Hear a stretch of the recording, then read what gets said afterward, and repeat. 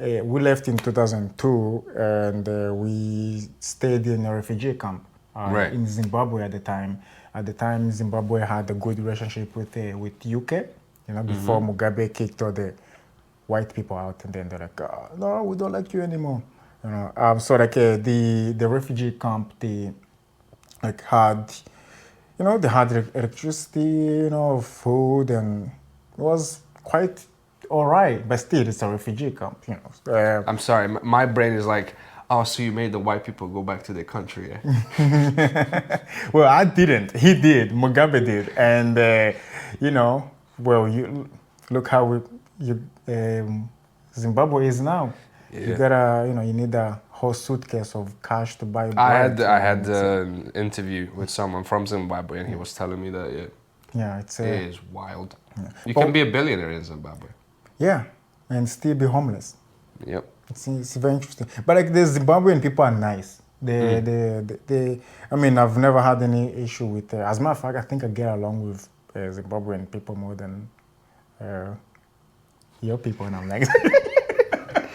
What do you mean, your people? This is fun. Yes, this is really fun. None of this will ever, have a negative impact on our careers. Oh, None of hell this. no! I hope no. The Zimbabwean people, they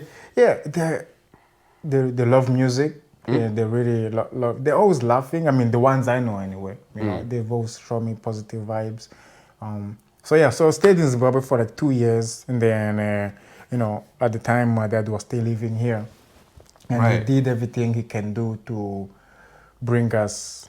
Oh, so he's in the UK. Yeah. Family back home. Then family become refugees. Yes. And he's working his ass off to get the family to the UK.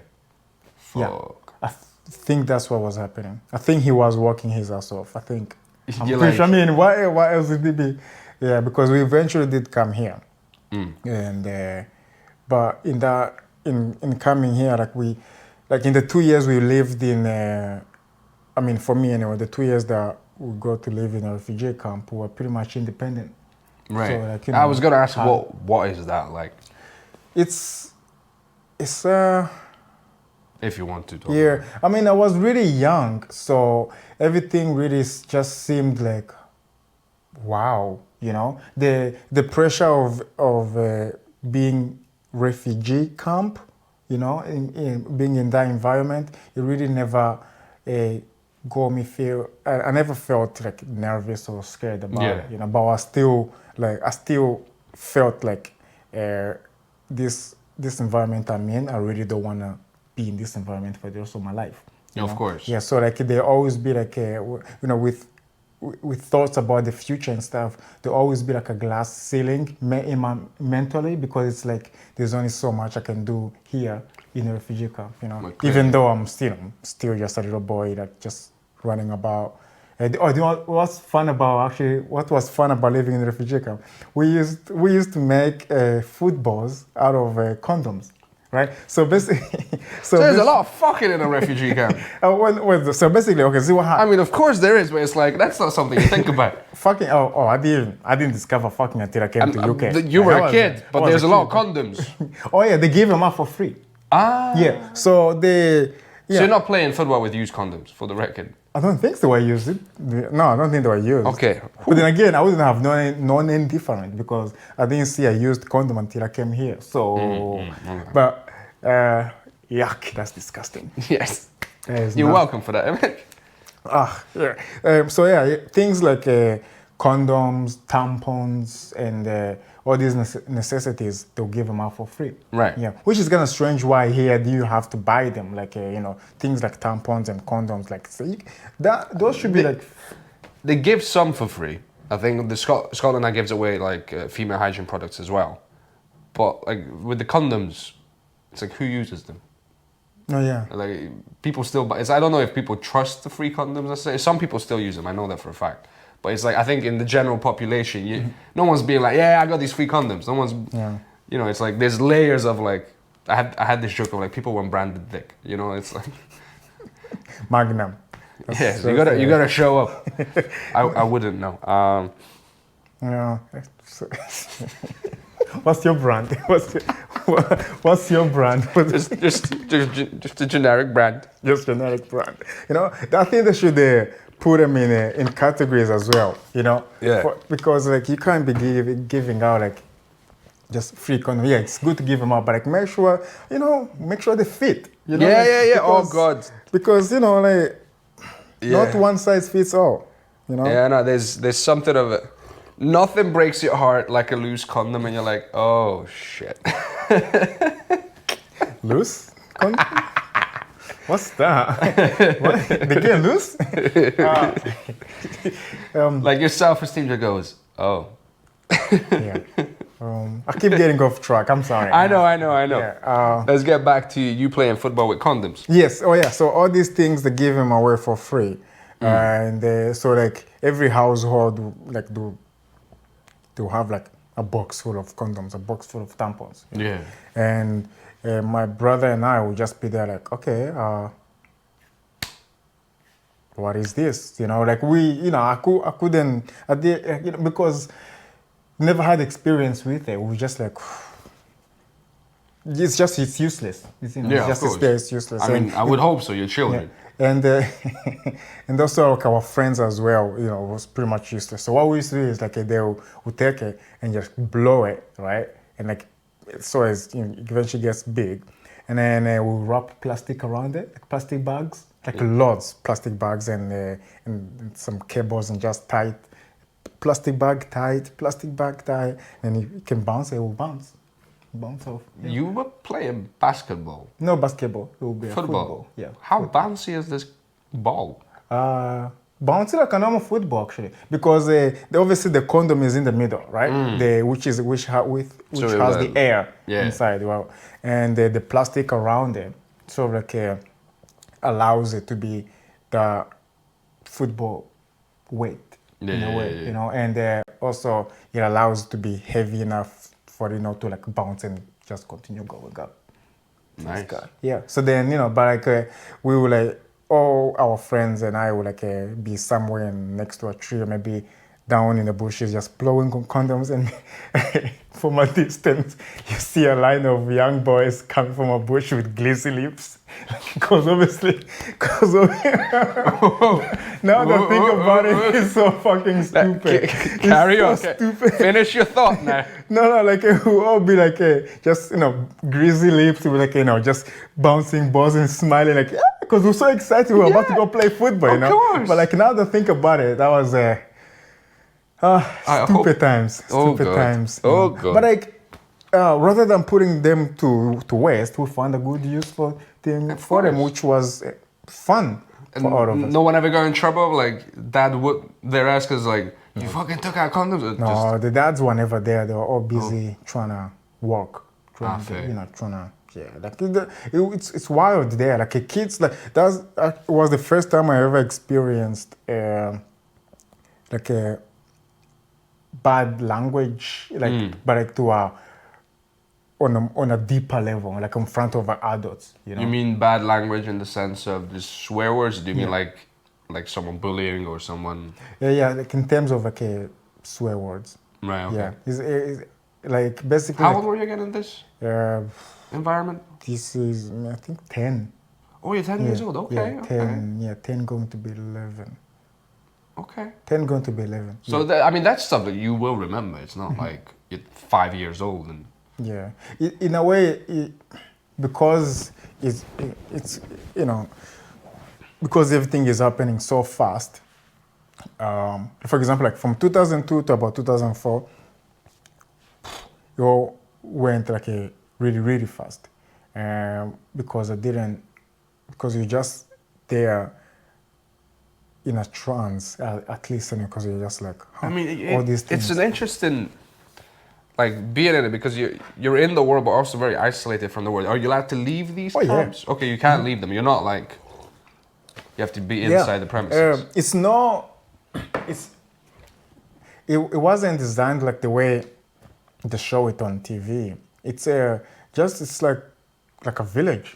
Right. Yeah, it's just like imagine I don't know. Imagine like Govan, right? Pretty much like that. but without all the high rises and stuff like that. So like they And were, somehow less heroin. yeah, yeah, actually. There wasn't actually like even, I mean, there probably was like drugs and stuff, but I can. I mean, there has to be, because that's just people. Yeah. The so like the whole space, it's a big village, and in the village there's like a small communities, small locations, and they're all named different countries. So like we had New York, we had Australia, and we had Canada. Yeah. When we first moved to the refugee camp, we lived in Australia. Right. Yeah. When in Australia, And you know you're in Australia because, like, what was the?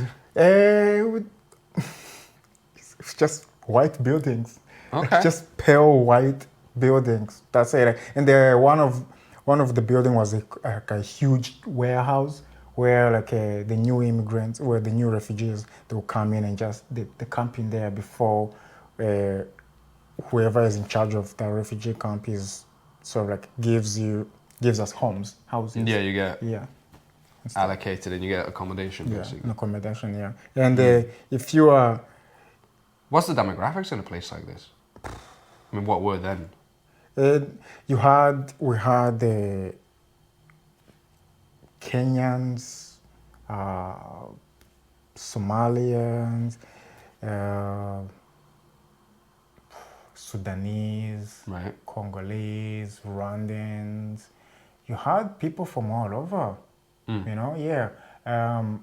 But what was very strange is because see, like the refugees, I think it's twice a year, like every 6 months, the government they'll bring like food for refugees, so like bags of rice, bottles of oil, and So twice a month. A month. Oh, What? sorry, twice a year. Yeah, Sorry. twice a year, yeah. And depending on how many people are in the house, you'll get like, so. See, if it's me, my brother, and my sister, it will be like I'll get like a bottle of oil or cooking oil. My brother will get a cooking oil. My sister, so we got 3 now, right? Bag of rice, a bag of rice, a bag of rice. Okay, so we got 3 now. So For if you 6 have months. yeah, 6 months. We have 3 bags of rice, and then it's not like small bag. It's like huge bag. As in what, 10 kilos? Like, Yeah, I would say. how big a bag of rice can I'll be? say It's not- 7 kg, 7 Okay. kilo, 7 kilo. Shit. Times that by So there must have been 3 some wild bartering going on. Like, was there like a lot of business? Oh yeah. Some people will like get. So if imagine like a family has like 12 kids. Yeah, each kid is getting a bag of rice.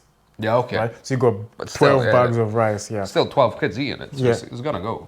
Oh yeah, but like most, and also this is Africa. Things like fruits and vegetables, they're not as expensive like in the UK, and they also like they just, especially fruits, like guava trees, like or papaya trees. They will just be like there.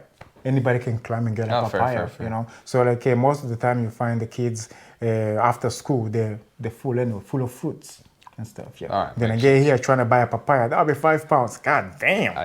Yeah. 5 pounds for a See, papaya. I have one memory of a papaya, which is where I studied in acting, and we're in this common space, and one of the actor students comes in and just has this completely heartbroken look on his face, and he just goes, "Who stepped on my papaya?" And we're all just like, "Wait, what?" Like, whoa.